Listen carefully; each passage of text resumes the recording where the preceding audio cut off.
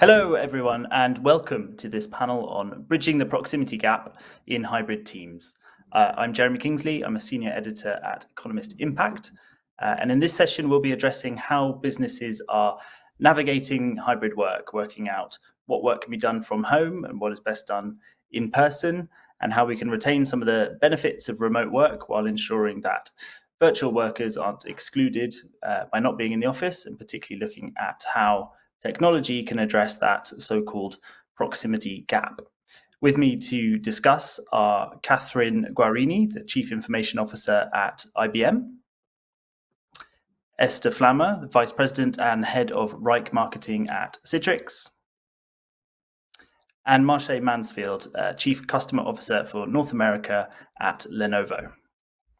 Thank you all very much for joining. So let's get right into it.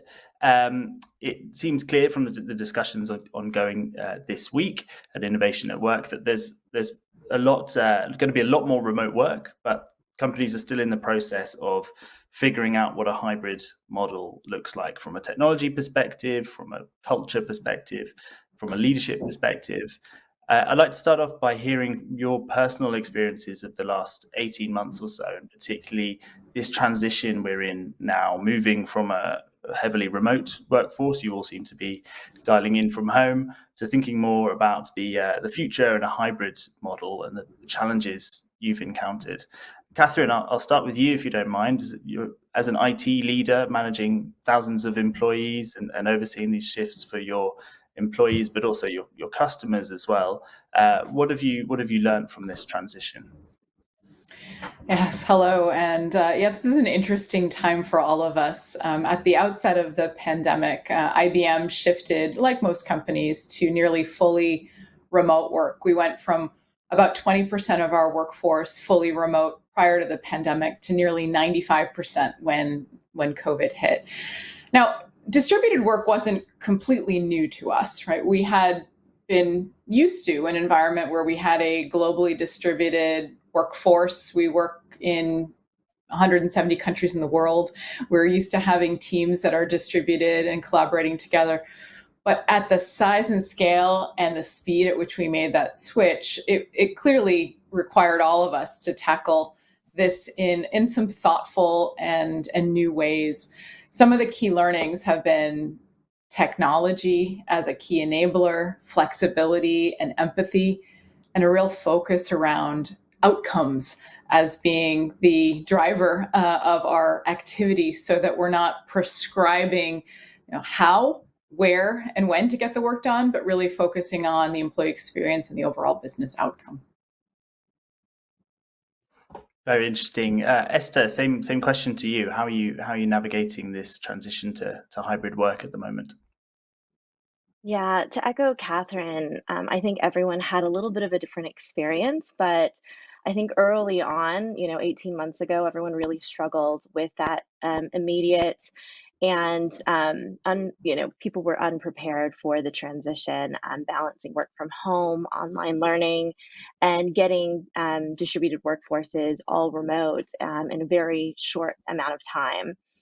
In terms of some of the learnings, I don't believe that technology can ever fully replace some of the benefits that you get with working in person.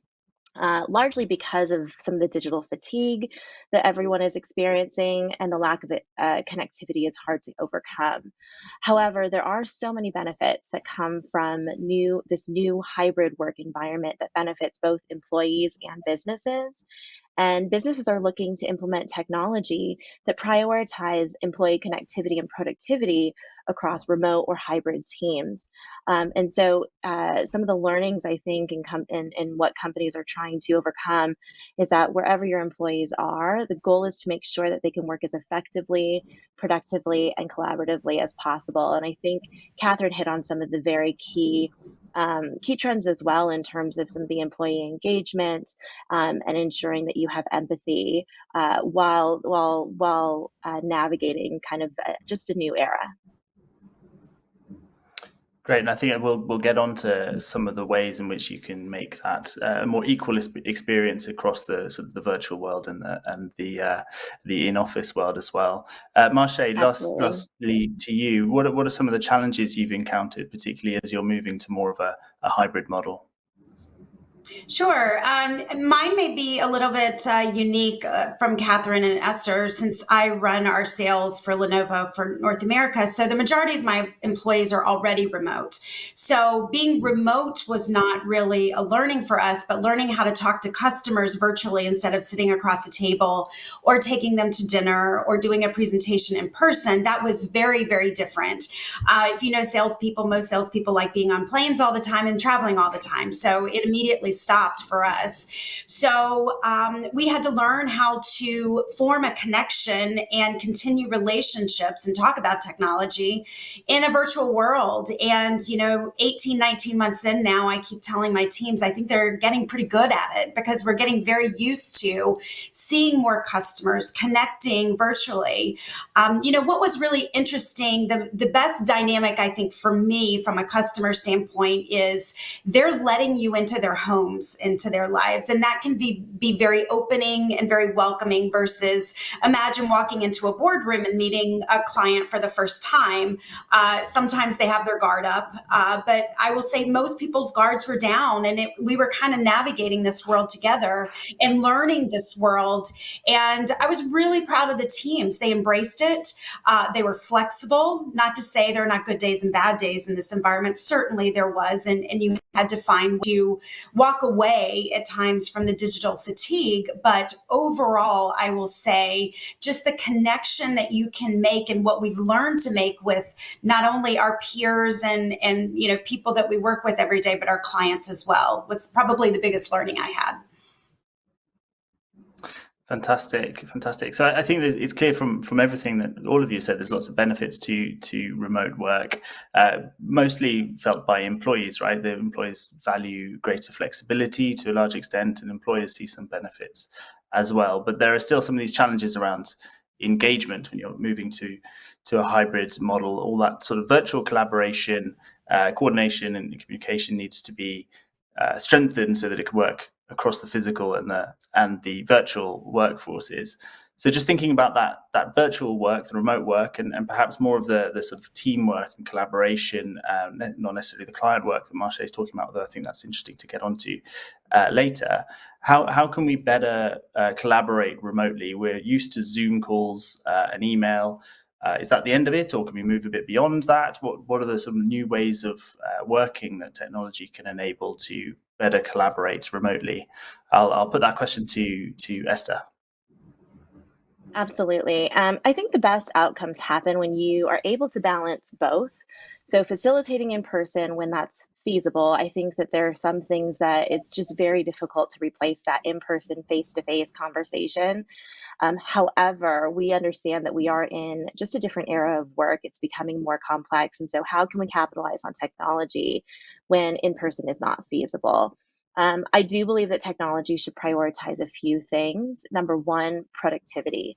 And I think this is something that business leaders, managers, companies are asking themselves, how can we make it easier for employees to do their jobs more effectively, either while working remotely or working with remote colleagues in this hybrid environment? That's a huge question, I think, on everyone's minds is how do we continue to maintain that productivity level? At the same time, right, the second point is collaboration. How do we make it easier for employees to work together, either as a replacement or a complement to these in-person meetings where it is sometimes easier to have water cooler conversations or hallway chats, or have brainstorming sessions when you're face to face. And so there are a lot of collaborative work management tools that allow for employees to be able to to work almost as effectively, if not more so, while being remote or in a hybrid environment. And then the third, and we keep touching on this, is that employee connectivity, or that engagement. How do we continue to make it feel so that our employees feel connected to each other, bringing the human element to work when you are stuck on Zoom calls every single day, where you're dealing with kind of these back-to-back video calls? How do you get to know each other at a personal level? How do you keep people engaged and not feeling burnt out? from just all of this digital fatigue. And I think that there's a lot of technology out there, and a lot of businesses are really trying to determine what's the technology that we can use to try and make sure that we are keeping people productive, collaborative, and yet still feeling engaged. And I think it's about marrying all of those three, utilizing technology. Great. Yeah, I mean, it'd be great to hear some sort of examples about what kind of technology, or even just sort of ways of working, cultural ways of working, that you can use technology to do that. I'm thinking particularly about that kind of social capital. So obviously, with COVID home working, it's been harder to build some of these bonds and networks with colleagues, and all that's really important for building trust, for morale, to some extent for innovation as well, to sort of cross-pollinate ideas and so on across the business. Can technology substitute for the water cooler?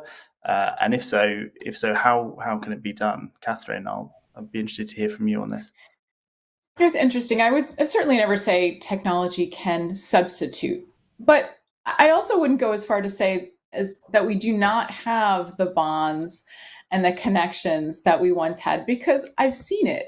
In fact, I personally took on a new role about 7 months ago with a team of more than 10,000 employees across the globe. And I feel connected to that team in a way that I might not have even if we had been in the office. Why? Because everybody is at a different location. Even had we been in the office, I would not be physically face to face with every employee at every location. And so there's always a degree of distributed workforce management that we need to get really good at. And so now we're being creative. We're finding ways to get people into high communication, high collaboration moments.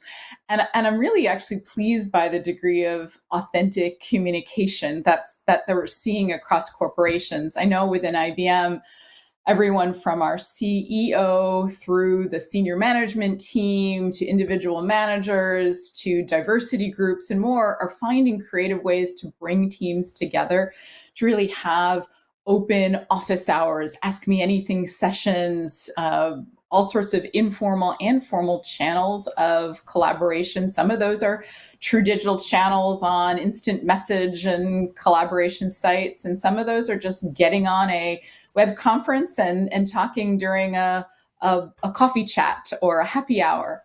And I think it's those personal connections, which can happen even when you're physically not in a room, that will stand the test of time and will help us to kind of continue to have effective relationships, collaborations, to stimulate innovation, even beyond those people who co-locate in a particular geography. One of the issues you have emerging now then is the certain kinds of people who are going to be more keen to get back into the office, and it might reflect their sort of life circumstances. It might reflect the kind of work that they do. But there's this risk that you end up with a slightly sort of two-tier system where you have people working virtually and some people at the office. We're all recognizing that in-office work is good for some things and virtual work is good for a lot of other things. How do we sort of ensure that those joining sort of work meetings remotely and so on aren't sort of second tier employees, I guess? This is the question of the panel, really. How can technology be used to make remote workers feel more present and on a sort of open playing field with the other employees? Marshae, it'd be good to hear from you on this. Yeah, I think some of the things that we're doing at Lenovo, because I agree with you, that is something from a leadership level, and I would say every level in the organization, you have to be aware and conscious of, just because the employee may not be sitting across the table from you does not mean that the contribution is not valuable. They're still in a hybrid work environment. And our tolerance level, in my opinion, is higher than it's ever been. At least I'm speaking from a Lenovo perspective. Another one of the things that I learned is the ability to balance things at home, whether it's children, whether it's, you name it, in a home environment, and be able to perform at a high level at your job. That to me takes a lot of time management. It takes a lot of different skills that I honestly value. And so I would argue perhaps, do we put the remote workers in a higher, that could be argued of, do you look at them different, not in a negative way, but in a positive way? But look, I think each role has their responsibility, whether they go into the office or stay remote. I think we as a leadership team have to be conscious of that. I think the employee also has to take ownership of making sure that if they choose to be more of a remote employee, that you have the virtual water cooler conversations, that you're still staying connected. And then one of the things, just finally, that I truly believe that we have to do, and Lenovo is doing a nice job of this, is helping companies as well as our own, when you do go back into the office, making sure that you're not sitting around just a speakerphone, that you have the collaborative devices in the room where everyone can be seen and everyone can be heard. That to me is the next kind of wave of technology that we're going to be seeing to make it indifferent, whether you choose to go in or whether you choose to work from home. Right. I'm interested then what you're saying there about that some of the best work could be done by remote workers. How do we think about how we might assess employees' performance then in this kind of hybrid environment? Does it mean that you want to encourage managers and leaders not to penalize remote workers? I guess it also depends on the kind of management styles that are involved, but it strikes me as a sort of cultural challenge, a leadership challenge. Kathryn, you mentioned earlier that you wanted to focus more on outcomes, right? And I was wondering if you had any more thoughts about how we might require the culture to change a little bit to think more about remote employees first rather than valuing presenteeism. Yeah, completely agree that this is a challenge, and I think we're all trying to comprehend how do we encourage and enable that flexibility, that empathy, but know that there are a variety of times when there is value getting teams together. So we think about it as being purpose driven. What is the purpose of people getting together face to face? Is it to have a brainstorming session, a retrospective, to be able to co-create? Those are great reasons why teams might want to come together. And in the past, we might have gotten on an airplane and joined one another at a conference or had people from various locations come together. There will still be need and desire to do that. I just don't think we're going to go back to a situation where we're asking employees to be in offices for a structured amount of days in the week and hours in the day just because it's policy. I think if the job itself would benefit from that co-location or that presence, and certainly some of our jobs are got to go into a lab, you have to physically interact with people or equipment or devices, and there's real value for that. And then I think in others where we see that teams can be productive and we have ways of measuring and monitoring and supporting and enabling, I think it's a great thing to have that degree of flexibility. And I think our workforce benefits from it. I think we're able to attract and retain various talent from different parts of the world with different needs and responsibilities. And I think that's a benefit to us as a whole, because we can really make sure that our lifeblood, our talent is engaged and operating at their best. Esther, it'd be interesting to hear your take on this. I was actually thinking then about the sort of new staff and onboarding side of things here. Obviously, the remote work era has been quite tough on younger employees, right, who are sort of starting out in their careers, and it's hard to maintain relationships on video calls as it is, let alone to sort of build them from scratch. And all these water cooler conversations that we're talking about are particularly important at an early stage of a career to absorb tacit knowledge and so on. Do you think young people still need to start out in the office? Do you think this that's the kind of work that needs to be done in the office and only in the office. I'm sort of picking up from each of you that some office work is definitely still essential. Mhm. Yeah, absolutely. And again, I think we keep coming back to the trend where some things just can't be replaced in terms of the in-person experience. And what I've seen, and a lot of people have seen over the last couple of months, or the last 18 months, is that if you are onboarding new employees, you miss some of the cultural aspects of meeting teammates in person, doing get-togethers, happy hours, and building some of that camaraderie that is much easier, I would say, to be able to do in person, and especially if there's someone early in their career. That's a really important piece, is getting to know your colleagues, getting to know your teammates, and ensuring that it's a place where you could see yourself long term, building friendships, building careers, and building just working relationships. However, again, we keep talking about the role in technology in that, and I don't believe that um, we're necessarily lacking in some of that onboarding experience, and largely because, and I think Kathryn mentioned this earlier, right? You actually do get to connect employees around the world at a much different level. I think the goal is intentionality, and ensuring that you are very just intentional about what does the experience look like, that you're planning it accordingly, that you're utilizing both digital and non-digital types of channels to ensure that you are engaging with your employees. And so the use of direct mail, or mailing out, a welcome gift, or onboarding materials, and making that just a full experience, not just, log into your computer, meet some people virtually, and then go forward about your day. I think making sure that you have both that structured and that unstructured, those work solutions, that you have those planned, that you have kind of a full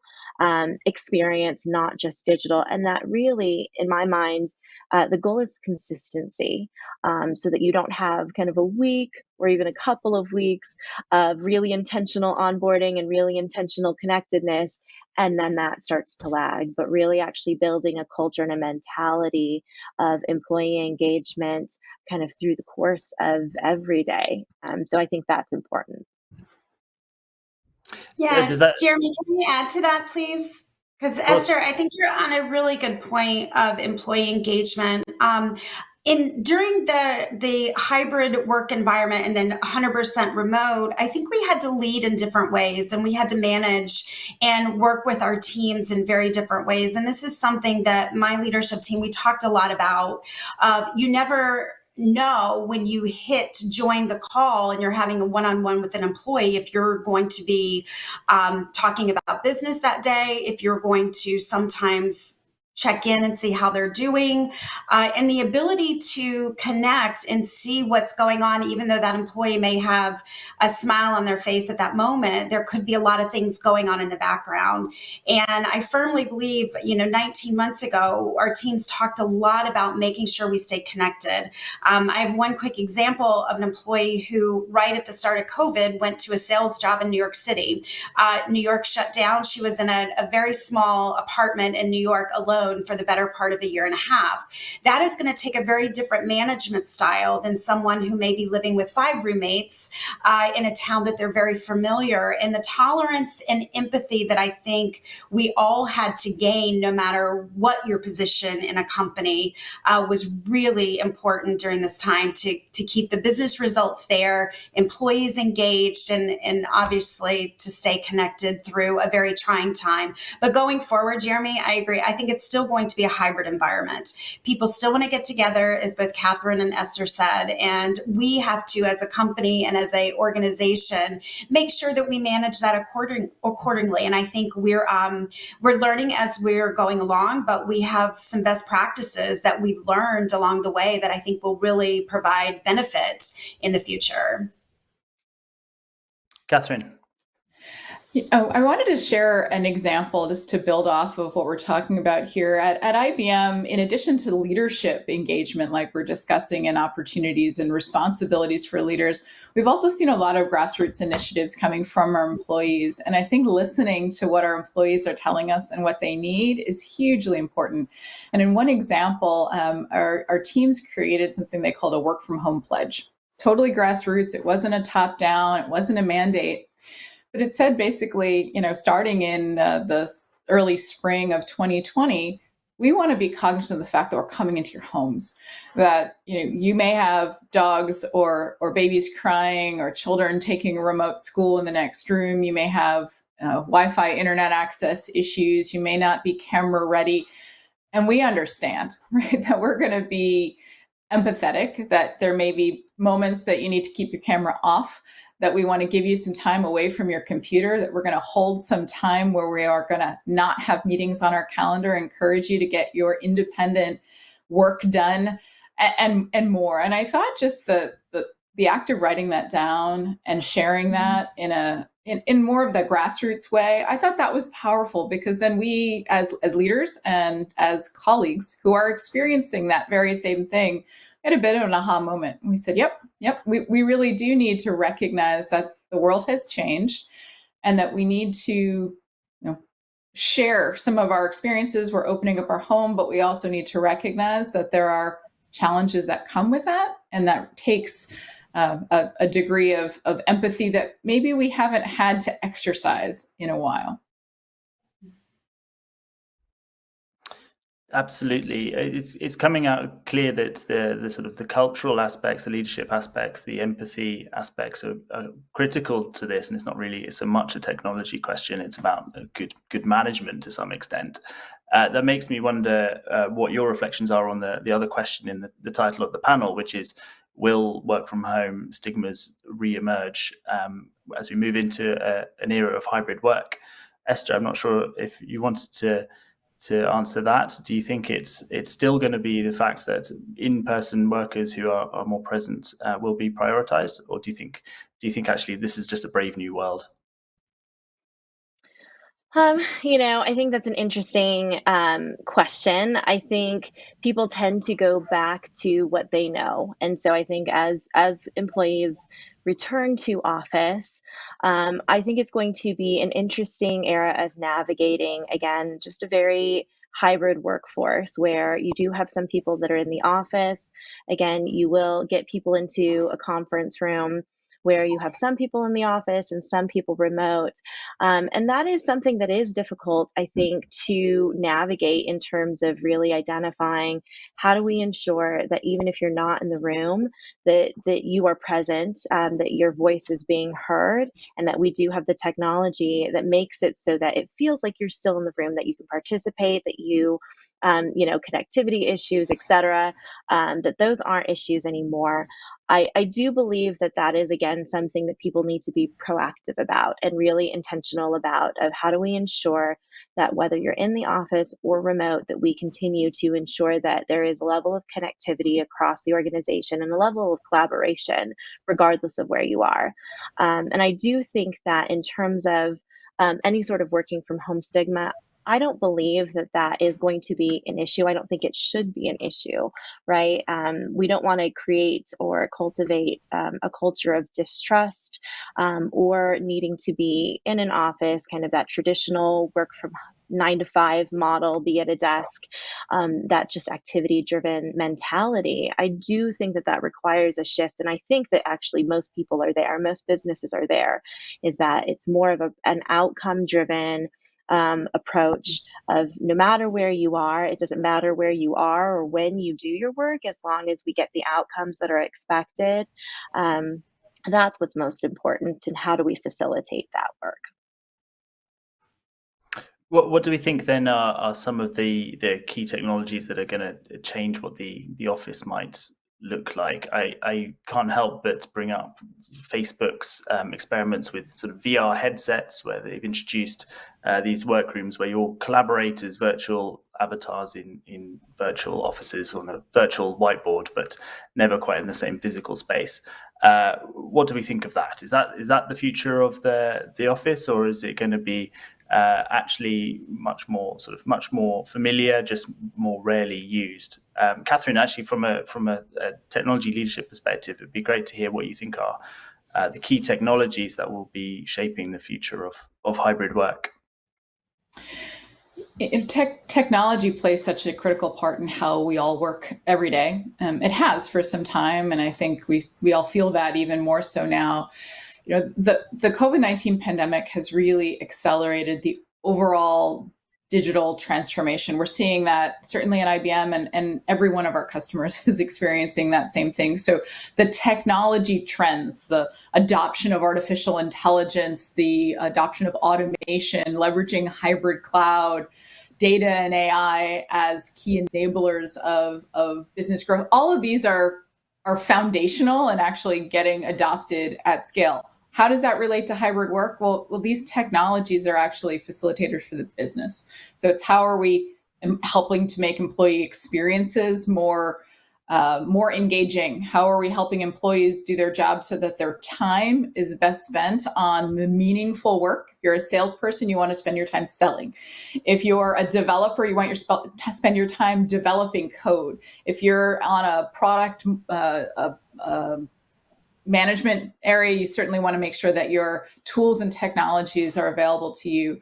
I think too often our subject matter experts are actually distracted by IT and foundational capabilities that actually get in the way of them doing their jobs. And so a big focus for us is how do we facilitate using IT the way that work gets done? So we automate tasks. Can we leverage AI, for instance, to help us to drive IT support proactively? Can we automate the provisioning of solutions?